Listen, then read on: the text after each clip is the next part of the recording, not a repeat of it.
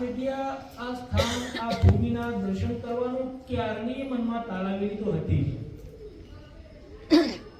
પણ કહેવાય છે જ્યાં સુધી આપણું આ કર્મ, આપણું આ ભાગ્ય જાગૃત ન થાય ત્યાં સુધી આપણે પણ એ ભૂમિના દર્શન કરી શકતા નથી.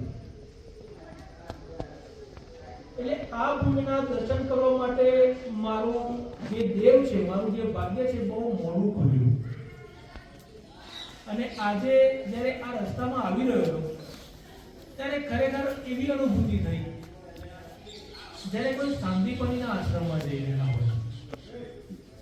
આ પરિસરમાં આપણે જ્યારે પહોંચ્યા ત્યારે અહીંના જે ઓરા જે કહેવાય, વાઇબ્રેશન જે કહેવાય, અહીંની જે ધાર્મિક પ્રવૃત્તિના કારણે એટલું તેજસ્વી આ તપોબળથી આ ભૂમિને તપોબળ મળ્યું છે, એ અહીંયા આવ્યા પછી સહજ રીતે આપણા હૃદયમાં એની અનુભૂતિ થયા વિના રહી શકતી નથી. અને આ કામ આપણને બધાને એમ લાગે કે આપણે બધા અહીં આવ્યા છીએ, પણ આ વાત ખોટી છે. આપણને અહીંયા કોઈ એવી પરમ શક્તિ, પરમ તત્વએ આપણને અહીંયા ખેંચીને લાગે છે. કેમ હું આટલી પત્રિકાઓ પછી જોયા પછી પણ આજે જ આવવાનું થયું? તો એની પાછળ પણ આવું જ કંઈક દેવ આપનું કર્મ આજે જાગૃત થયું ને આજે આવવાનું થયું. અને એના માટે હું આભાર માનું છું મારા એચ.એમ. પટેલ સાહેબનો, કે જેમને અમારા તો માર્ગદર્શન રહ્યા છે. અમારા બીબી ચૌહાણ સાહેબ, અમારા એચ.એમ. પટેલ સાહેબ, અને બાજુમાં બેઠેલા ડી.એમ. પટેલ સાહેબ મારા 9મા ધોરણના ક્લાસ ટીચર છે. એટલે 9મામાં એમની સાથે હિન્દી ભણેલું, આજે એમના ડાયલોગ મને યાદ છે. અને ખરેખર મને મંચ ઉપર લાવવામાં એમનું બહુ મોટું યોગદાન છે. કદાચ એ મને મંચ ઉપર ના લાયા હોત તો લખતો, વાંચતો અને કદાચ અભિનય કરતો એટલે સુધી ના પહોંચી શક્યો હોત. પણ એક વિદ્યાર્થીને જે તરાશવાનું કામ છે એ અમારા ડી.એમ. પટેલ સાહેબે કર્યું છે. અને મારા પૂજ્ય મામા, કે જેમના હાથ નીચે મારું ઘડતર થયું છે, ધોરણ 5 થી 12 એમના ઘરે રહીને ભણેલું મારું ઘડતર એમને કર્યું છે. તો અને અમારા અમૃત મામા સતત આ મંદિરની વાતો કર્યા કરે. જ્યારે પણ મારા ત્યાં આવવાનું થાય એટલે કે ઈશ્વરભાઈ એક વખત જરૂરથી આવો, પણ શાળાની વ્યવસ્થા, થોડી બીજી સામાજિક વ્યવસ્થાને કારણે આજે અહીંયા લેટ પહોંચ્યો. પણ અહીં આવ્યા પછી એવું થાય, આ ભૂમિને જોયા પછી એવું થાય કે વિશ્વની મળી દુનિયામાં બદનામ થયા થઈશું. એટલે આ બધું વહી જાય ને એ પહેલા આવો લાભ જીવનમાં મેળવી લેવો જોઈએ. અને આ બધું કર્મ કરવાથી, કંઈક પ્રાર્થના કરવાથી શું ફળ મળે અને પ્રાર્થના ખરેખર અસર કરે છે, તો એનું એક નાનું દ્રષ્ટાંત આપીને બાપજીના ચરણોમાં, કે આપણે રોજ કરીએ છીએ, શિવજીની આરાધના કરીએ છીએ, રામનું આરાધન કરીએ છીએ, તો પ્રાર્થના શું ભગવાન સુધી પહોંચતી હશે? આપણી આહુતિ ભગવાન સુધી પહોંચતી હશે? અમેરિકાની આ સત્ય બનેલી એક ઘટના મારે તમારી સાથે વહેંચવી છે. સાહેબ, અમેરિકાનો ખૂબ મોટો કેન્સર સ્પેશિયાલિસ્ટ ડોક્ટર માર્ક, કે એના રિસર્ચ પેપરો આખા વર્લ્ડ માટે આમ એક સીમાચિહ્ન રૂપ કહેવાય. તો કેન્સરની વાત એ માર્ક જોડે પહોંચે એટલે એ જે નિદાન કરે ને એ જે દવા કરે એનાથી આગળ દુનિયામાં કશું ના મળે. તો એને પોતાના રિસર્ચ પેપર લઈ અને એક ઇન્ટરનેશનલ મેડિકલ કોન્ફરન્સમાં જવાનું થયું. એના જોડે સમયનો ખૂબ અભાવ, એટલે સ્વાભાવિક રીતે પોતાના ચાર્ટર પ્લેનમાં જાય. ચાર્ટર પ્લેનમાં એ સમય મર્યાદામાં પહોંચવાનું હોય એટલે પણ બન્યું કે રસ્તામાં એ જગ્યાએ પહોંચવું કઈ રીતે? તો એમના એક સાથીએ કહ્યું કે આપણે એક ડોક્ટર છે, એમની તો પણ ઓછામાં ઓછા 4-5 કલાક થઈ. ગાડી જે ઇમ્પોર્ટેડ કાર હતી, જે પ્રતિ કલાકે 200 માઇલ દોડી શકે એવી ગાડી, અને રસ્તા પણ એવા. પ્રાર્થના કરી અને ફરી પાછા ગોઠવાયા છે. ડોક્ટરે પૂછ્યું, તમે પ્રાર્થનામાં શું માંગ્યું? તો માજીએ જવાબ આપ્યો, પેલા ખૂણામાં પથારીમાં મારો દીકરો રોગી છે, કેન્સરનો રોગી છે. અને જેટલા ડોક્ટરને બતાવ્યું એ બધા ડોક્ટર એવું કહે છે, જો આને અમેરિકાનો જે સૌથી મોટો ડોક્ટર માર્ક છે એને બતાવવામાં આવે તો આ સાચું થાય. પણ સાહેબ, એટલા પૈસા મારી પાસે નથી, હું માર્ક જોડે જઈશ.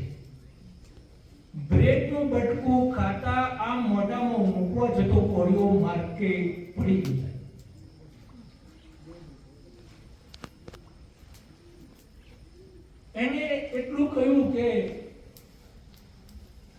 માર્ગ પાસે જવાની જરૂર નથી. માર્ગ તમારે આપણે અહીં મૂક્યો છે.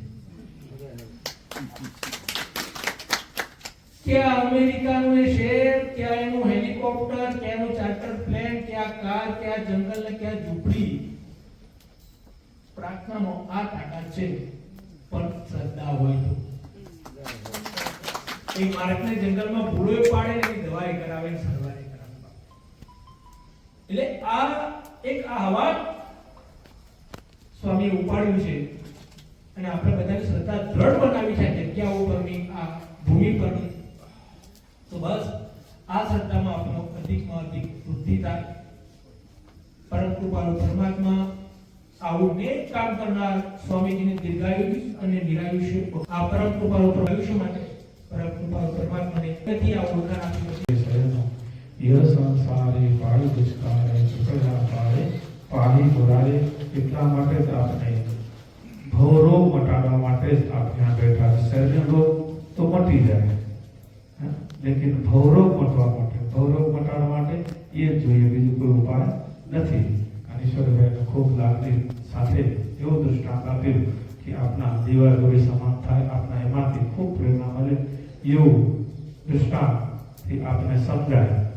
આપણે સમજી ગયા કે સાધારણ રોગ મટાડવા માટે પણ કેટલા દૂરથી આવતા હોય, એવી રીતે તમે પણ અહીં કોઈના માટે દુઆ કરતા હોય, તમારામાં પણ એટલી તાકાત આવી છે.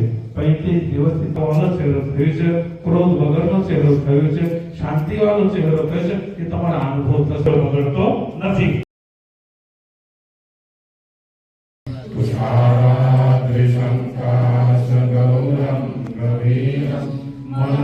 मनोभूतकोटि प्रभाश्री शरीरं सुरन्मौलिकल्लोलि विचारुगन्धा लसद्भानुभावे दुर्गन्धे भुजङ्गा शरत्कुण्डलं भ्रूसुनेत्रं विशालं प्रसन्नानं नीलकण्ठं दयालं मृगाधीशचरणाङ्गरमुग्रबालं प्रियं शङ्करं सर्वनाथं भजामि. प्रचण्डं प्रकृष्टं प्रगल्भं परेशं मोहनं शूलपाणि भजेहं भवानी पतिं भावगम्यं. कलातीतकल्याणकल्पान्तकारि सदा सज्जनानन्ददाता मुरारि. शिवानन्द सन्दोहमोहापहारि प्रसीद प्रसीद प्रभो मन्मथारि. प्रभो सर्वभूतादिनाशं न जानामि योगं जपं देवपूजा नतोऽहं सदा सर्वदासं गुरुभ्यं. जराजन्मदुःखो यथाकर्यमानं प्रभो पारियाहं महामीशशम्भो. रुद्राष्टकमिदं प्रोक्तं विप्रेण हरतोषे ये पठन्तनाभक्त्यां तेषां शम्भुः प्रसीदति. ॐ ब्रह्मकं यजामहे सुगन्धिं पुष्टिवर्धनम् उर्वारुकमिव बन्धनात् मृत्यो. श्री गणेशाय स्वाहा. हरे राम राम राम हरे हरे, हरे राम हरे हरे, हरे कृष्ण कृष्ण कृष्ण हरे हरे, हरे राम राम हरे.